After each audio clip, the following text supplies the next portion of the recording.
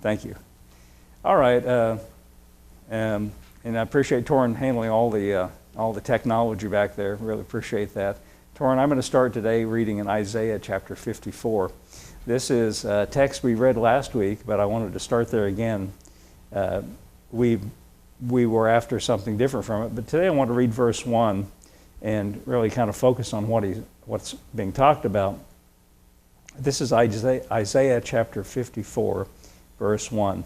Now, of course, you know that Isaiah didn't write chapters here. This is just his prophecies gathered together in a book. And as a prophet, prophets speak a different kind of language. It's a picture language, usually a symbolic language, speaking in symbols and pictures. And here we have one in verse 1 of Isaiah chapter 54. It says, "Sing, O barren, thou that didst not bear. Break forth into singing and cry aloud, thou that didst not travail with child. For more are the children of the desolate than the children of the married wife, saith the Lord." Now, he presents us with a picture, two wives or two women, one desolate or barren, you might say, and the other with many children. But he says more. He's telling the desolate or the barren, or the one seemingly not favored. He's saying, "Sing and rejoice and cry aloud, for more are the children of the desolate or the barren than the one who, from the natural point of view, has everything going for her, in a sense." Now, this is a picture that is a recurring theme in the Old Testament of two wives, one easily having children, the other not. And before we talk about the ramifications of that and what it means for us, let's read a couple of those. The first one is in 1 Samuel chapter 1, and we'll read the stories, and these give us the pictures, and then we'll talk about why Isaiah is saying this, and what it means.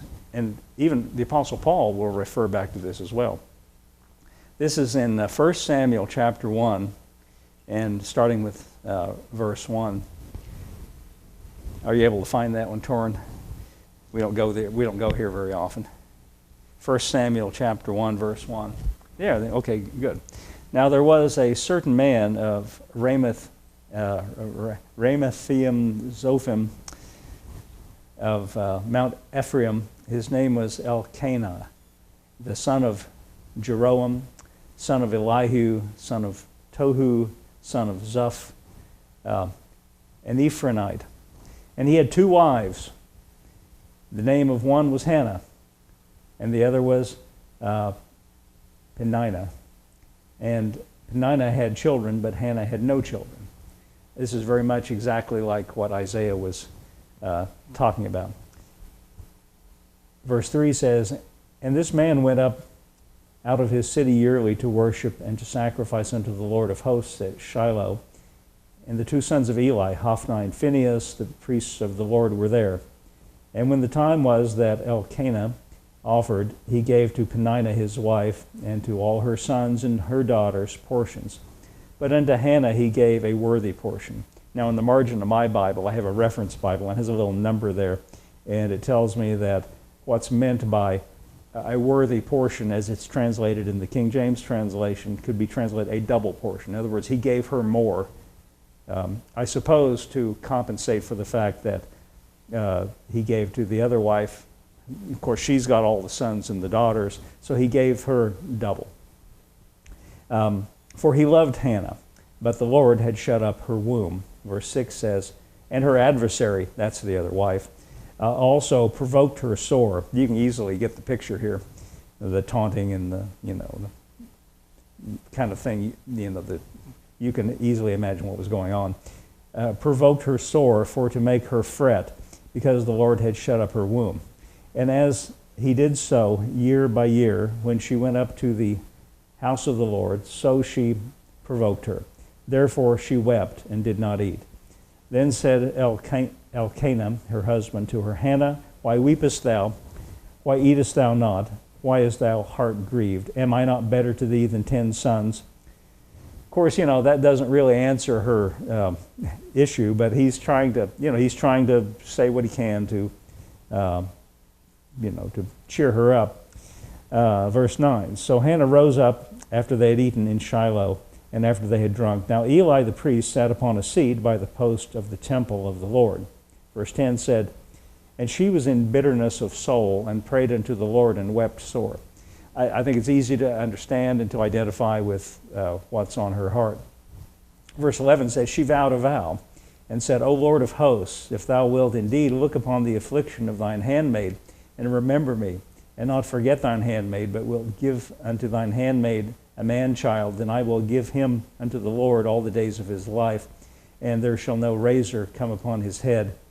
That little remark about no razor come upon his, that was a tradition or a practice that meant that he was going to be kind of an ascetic or separated from everyone else, dedicated to a life of connection with God. In other words, a holy man. That's what a Nazirite is, what it says in the margin. So she's made this promise and made this request. Verse 12 says, and it came to pass, as she continued praying before the Lord, that Eli marked her mouth.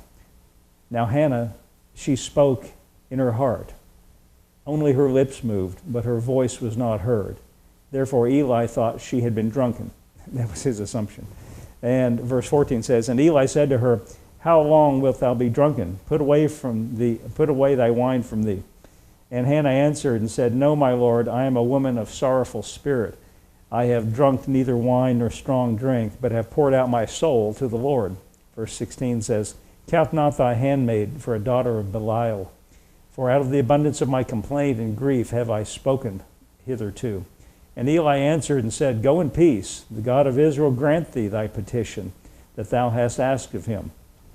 And she said, let thine handmaid find grace in thy sight. I'll just tell you a little interesting fact here, and you may know this already. In the Old Testament times, names all meant something. Sometimes you'll read about a child being born, and the text will say she called him such and such because of her, travail or something. The names mean something. And the name Hannah itself, and you can look this up in the concordance. You can find all these things online. The name Hannah herself actually means favor or grace. And so, the strong connection symbolically with her and the ideas that we are concerned with in the New Testament. Her name means grace, and here she brings it up. In verse 18, she said, let thine handmaid find grace in thy sight. So the woman went her way and did eat, and her countenance was no more sad. This is interesting. She's you might say, turned a corner here. And it seems as though she believes she's made a connection because she's not sad anymore. The priest has confirmed or granted, he has agreed with her, and she's I've poured out my heart to the Lord, and says she's no more sad. Verse 19 says, and they rose up in the morning early and worshiped before the Lord and returned and came to their house in Ramah, and Elkanah knew Hannah his wife, and the Lord remembered her. Verse 20 says, wherefore it came to pass that when the time was come about after Hannah had conceived, that she bare a son, and called his name Samuel, saying, because I have asked him of the Lord. And that's literally what Samuel means. That's an example of what I was talking about. Samuel, the name Samuel means asked of God, is what the margin says. Because I have asked him of the Lord.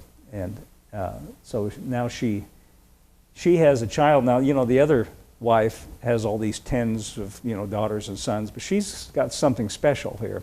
The first prophet of Israel, a very important and significant character going forward in the story. And so it's no small thing here. And you could say that out of everything that Samuel would produce, and the things that came by the fact that he was on the scene, she was, you might say, the mother of all of those things that he would produce and what would flow from him. Let's go on reading. And the man Elkanah and all his house went up to offer unto the Lord the yearly sacrifice and his vow, but Hannah went not up, for she said unto her husband, I will not go up until the child be weaned, and then I will bring him, that he may appear before the Lord, and there abide forever. Verse 23 says, And Elkanah her husband said unto her, Do what seemeth good, tarry until thou have weaned him. Only the Lord establish his word. So the woman abode and gave her son suck until she weaned him.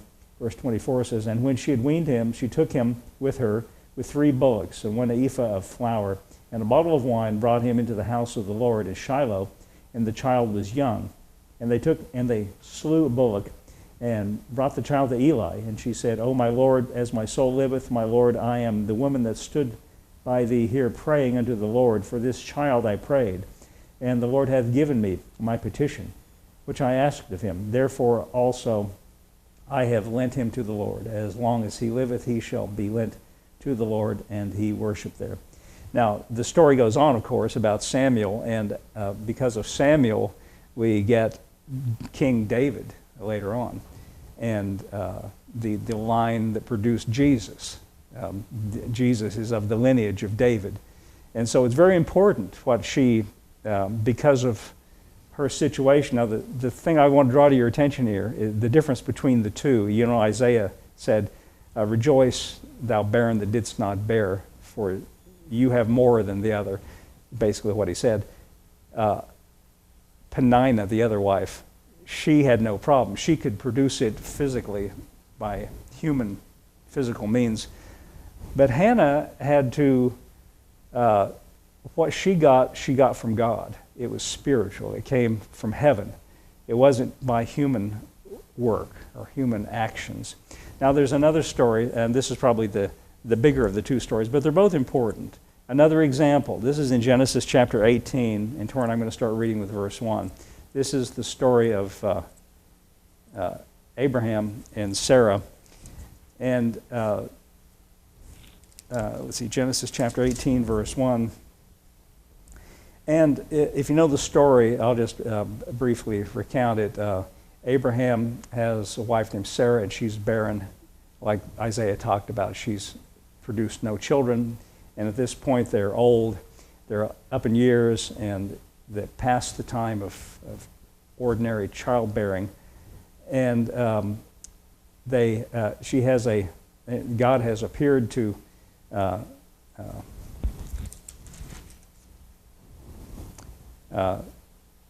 Abraham and promised a son, and then he made this promise, and then nothing seemed to happen, and that's the way sometimes. You know, it seems like a lot of time goes by, and they put their heads together and thought, well, you know, God made this promise of a child, but where is it? And so they started, you know, making a plan. And so Sarah had this idea, well, I've got this maid, this handmaiden named Hagar, and maybe you should go and spend the night with Hagar, and she's young and fertile, and maybe she'll produce a child. And that's what happened, and she did. But then that wasn't God's plan. That was produced by human means. So she is like the wife that has children, and Sarah still remains like the one who is barren. Let's start reading in Genesis chapter 18, verse 1. And said, The Lord appeared unto him, Abraham, in the plains of Mamre, and he sat in the tent door in the heat of the day. And he lifted up his eyes and looked, and lo, 3 men stood by him. Now it says men, but these are angels, as we'll find out. And he ran to meet them from the tent door and bowed himself toward the ground. Verse 3 says, And he said, My Lord, if now I have found favor in thy sight, pass not away, I pray thee, from thy servant. Let a little water, I pray you, be fetched, and wash your feet, and rest yourselves under the tree. He's showing them courtesy, you know, like you would with a stranger. Verse 5, And I will fetch a morsel of bread, and comfort ye your hearts. After that ye shall pass on.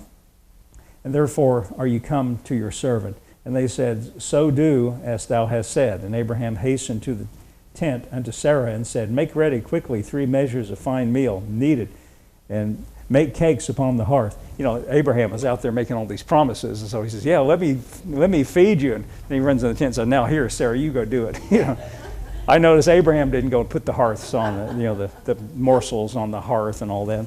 So she's just in there minding her own business, and here comes Abraham with a bright idea. But anyway, that's the way it worked. Verse 7, and Abraham ran to the herd and catched a calf, tender and good, and gave it unto the young man, and he hasted to dress it. He's really, running around here, preparing for these men. I suspect that somehow he knew that these were not ordinary men. That's my suspicion. And he took butter and milk and the calf which he had dressed and set it before them, and he stood by them under the tree, and they did eat.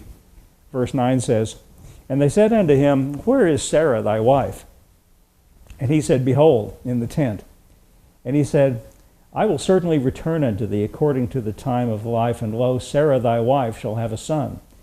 And Sarah heard it in the tent door which was behind him. Now Abraham and Sarah were old and well stricken in age, and it ceased to be with Sarah after the manner of women.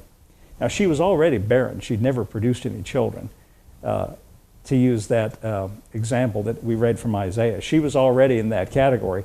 And now, not only has she all her life been barren, but now she's at an age where even if you were fertile, you're not likely to produce any children. And so what they're saying is kind of, it's something only God can do. That's the point. It's something that is humanly impossible. That's the point. Now, verse 12 says, therefore Sarah laughed within herself, saying, after I am waxed old, shall I have pleasure, my Lord being old also? Verse 13 says, and the Lord said unto Abraham, wherefore did Sarah laugh? Now it's interesting, earlier it said these men were there. Now it says the Lord. And so Abraham surely recognized that there's something special about these. So the Lord said unto Abraham, evidently out of the mouth of one of these angels or men or whatever they are, wherefore did Sarah laugh, saying, shall I of surety bear a child which am old? Verse 14 is the point. Is anything too hard for the Lord? Well, it's a good question, isn't it? And that's something we have to always remind ourselves. No, the answer is no. It's a rhetorical question. Is anything too hard for the Lord? Well, the answer is no. Nothing's too hard. He can do it. Doesn't matter, if Sarah has never had a child. It doesn't matter if she's now old and past the normal time of childbearing.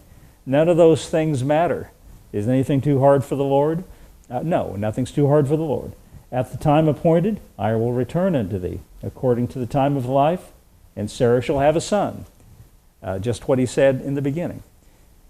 In verse 15, I guess Sarah was a little bit embarrassed about this, said, Sarah denied, saying, I laughed not, for she was afraid. And he said, nay, but thou didst laugh. Well, you can't lie to God about it, But she was embarrassed. No, not me. I didn't laugh. And he said, yes, you did laugh. And I can see him going back and forth there. And, no, he didn't. Yes, you did. And anyway, but the angel or the Lord, whoever is speaking it, was right. And she did have a child. Now, this is out of her supernatural child, supernatural in the sense that she couldn't do it. Now this handmaiden, Hagar, was young and fertile, and she could easily do it, just like that wife of Elkanah that we read about in 1 Samuel.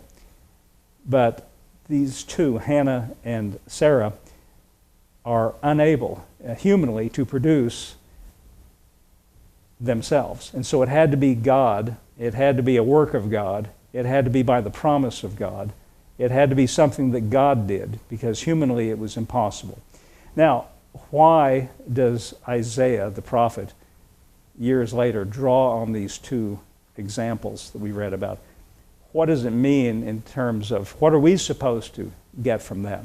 Well, the Apostle Paul actually has a lot to say about this, and probably the clearest place is in Galatians chapter 4, and I want to read that to you, and we'll see what we can draw from that. How does this apply to us as Christians? Now, I'm going to start reading in Galatians chapter 4 with, where do I want to read? Verse 21. I'm going to start with verse 21. Galatians chapter 4, verse 21.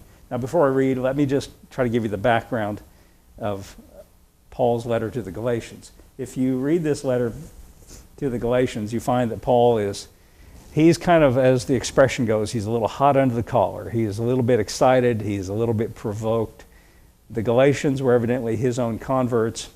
And as happened with the Corinthians and others to whom Paul preached, after Paul's departure, others came along and preached to them and presented a different spin on things, a different kind of idea. And evidently what was happening with the Galatians is that after Paul departed, someone came to preach to them that, well, you know what, believing Jesus, that's not enough. That's good. Jesus was, it's right for you to believe in Jesus, but you have to get to work, and you've got to do some things. Now, these were Christians that were preaching them, but they were Christians who believed in that faith is not enough, that you also, evidently, I'm reading between the lines from what Paul says, you have to also keep all the rules and the requirements and the things that are demanded in the Old Testament law. And Paul is really upset about this. And so he uses as an example these women that we've just talked about, specifically Abraham with his 2 wives. So here's what he says in verse 21. He says, "Tell me, ye that desire to be under the law, do you not hear the law? For it is written that Abraham had 2 sons, one by the bondmaid, the other by the free woman." Verse 23 says, "But he who was of the bondwoman was born after the flesh." Now, what does that mean? Well, the child that was born from Hagar was born by ordinary, natural human means. Nothing special about that. It was a work of human strength, you might say, and there's nothing out of the ordinary about that. That's what it means, born after the flesh.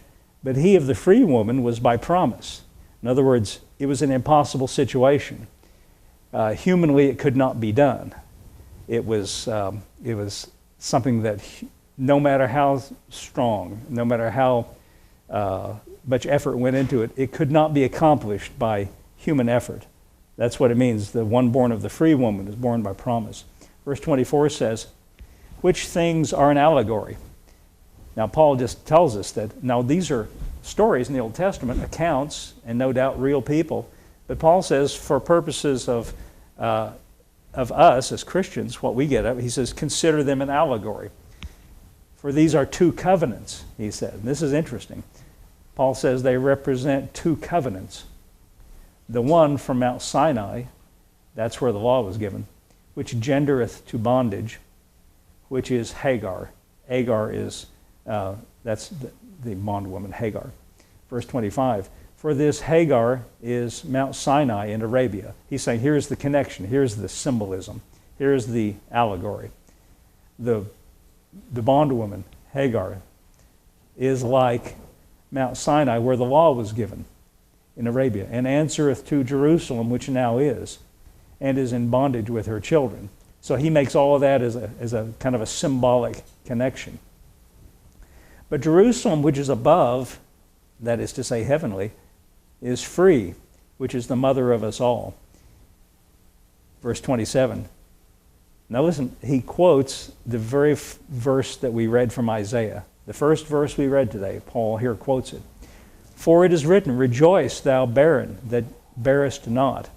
Break forth and cry, for thou that travailest not. For the desolate hath many more children than she which hath an husband." Now that's what we read earlier, and we talked about the examples in the Old Testament, but let's see how Paul applies it. So Paul quotes this, and he says, verse 28, "Now we, brethren, as Isaac was, are the children of promise." We, who's we? We Christians.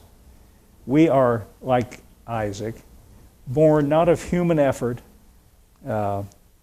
Christians not because we keep the law, not because we did something, not because we exerted strenuous moral effort, not because we could produce it by human activity, but simply it was a work of God, like Isaac. Isaac was born by promise. It was God's promise, it was God's work. And he says we should consider ourselves like that.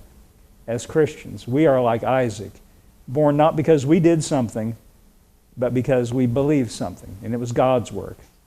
See, it's either God's work or it's your work. And so that's why he's so upset with the Galatians, because they're trying to mix it in their minds. And he's saying, no, just think of it this way. It's God's work, just like Isaac was God's work. Verse 29, but as then he that was born after the flesh persecuted him that was born after the Spirit, even so it is now. He's making a reference to the fact that in the first century, the first persecutors of the Christians were not the Romans. They came along later and got into the act. But the first persecutors of the Christians were, and Paul knows this very well because he was one of them. It was from the Jewish establishment. It was from the hierarchy of the temple. It was from the nation of Israel that then was in the first century. And Paul was part of that. They that are born after the flesh persecute those born after the Spirit. Even so it is now. Verse 30 says, nevertheless, what saith the Scripture? Cast out the bondwoman and her son. That's what God eventually told Abraham, to cast out the bondwoman and her son. For the son of the bondwoman shall not be heir with the son of the free woman. Verse 31 says, so then, brethren, we are not children of the bondwoman, but of the free. So we can see now a little more clearly what the symbolism is when Isaiah said, rejoice, thou barren that didst not bear. You see, the fruit of that he's talking about, the fruitfulness, is, you could say it's righteousness. And as we are to understand in the New Testament, we are like a barren woman, unable to produce what is required. You know, the New Testament, Paul tells us that all have sinned, come short of the glory of God. There is none righteous, no, not one, is what he says. So we, in that sense, should regard ourselves as, we should identify with Sarah and with Hannah, who were unable to produce what was necessary, humanly speaking. But nevertheless, what can't be done humanly is done for us by an act of God. He makes us right. He makes us produce like they did. The child Isaac and the child Samuel were not the result of human effort or human strength, but purely the work of God. And for the same purpose, like Hannah, whose name means grace, and she asked for grace, and God gave her what she was looking for. God produces in our lives His work and His will and His way, and all we do is come to Him with our trust and with our reliance, so like Hannah when she came to the Lord. Okay, I think that's good today. That's your Mother's Day message today, and that's what we can learn from these mothers in the Bible. Now I think Ethan is here.